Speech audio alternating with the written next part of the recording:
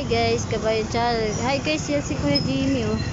Yan yung yung na nasaksak dito sa Boro na po guys, palaboy-laboy. Ay guys, yung kanya sugat. Kuya Jimmy, pwede po bang makita yung sugat nyo? Pwede ba sugat? Ay guys oh, sana aray ng aksyon ng DSWD rito sa Moro Rizal. Inaksak po siya guys, so malapit sa may puso. Hindi pa guys natatanggal yung kanyang dapat talaga na maksyonan yan ng local government dito sa mabigyan siya ng tirahan na kakalinga kay Kuya Jimmy. Ayan guys, so si Kuya Jimmy.